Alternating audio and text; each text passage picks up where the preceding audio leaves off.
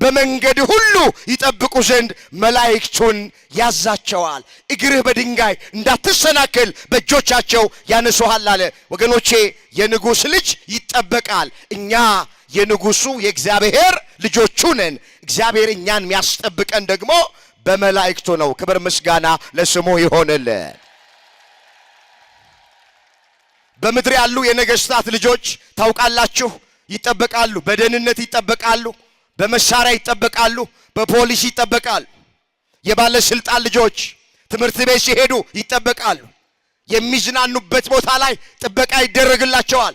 የምድራውያን ነገስታት ልጆች፣ የባለስልጣን ልጆች፣ የባለ ወንበር የባለ ጊዜ ልጆች በደህንነት ይጠበቃሉ።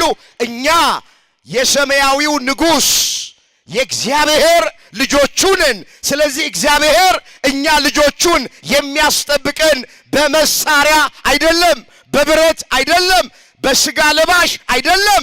ረቂቃን በሆኑ ስውራን በሆኑ ኃያላን በሆኑ ፈጣኖች በሆኑ በነቅዱስ ሚካኤል፣ በነቅዱስ ገብርኤል፣ በነቅዱስ ሩፋኤል እግዚአብሔር ያስጠብቀናል። ክብር ይግባው አምላካችን እግዚአብሔር። ቅዱስ ሚካኤል ጠባቂያችን ነው። ምናችን ነው? ቅዱስ ገብርኤል ምናችን ነው? ቅዱስ ሩፋኤል ምናችን ነው?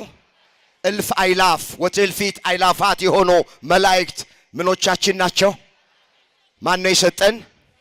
እግዚአብሔር። ቅዱስ ሚካኤል ከክፉ ነገር ይጠብቀን።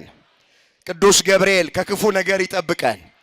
ቅዱስ ሚካኤል ጠብቀኝ ማለት ይቻላል አይቻል? አቤት ኦርቶዶክሳውያን የማያሳፍር እምነት ይዛችሁ እንዳታፍሩ። አንገት የማያስደፋ እምነት ይዛችሁ አንገታችሁን እባካችሁ እንዳትደፉ። ሐዋርያው ቅዱስ ጳውሎስ በወንጌል አላፍርም ብሎ ተናግሯል። ሮሜ ምዕራፍ 1 ቁጥር 16 ላይ እስኪ በወንጌል በሉ። በወንጌል አናፍርም። ምን አንልም? ቅዱስ ሚካኤል ጠብቀኝ ማለት መጽሐፍ ቅዱሳዊ ነው። ቅዱስ ገብርኤል ተከተለኝ ማለት መጽሐፍ ቅዱሳዊ ነው። የመላእክትን ስም እየጠራን ጠብቁኝ ብንል፣ ታደጉን ብለን ብንል፣ አድኑን ብለን ብንል ከመጽሐፍ ቅዱስ ሐሳብ ውጪ አይደለንም። ስለዚህ እንዳታፍሩ፣ የመላእክቱን ስም ስትጠሩ ስታከብሯቸው እንዳታፍሩ። አፋችሁን ሞልታችሁ አስረግጣችሁ መስክሩ እንጂ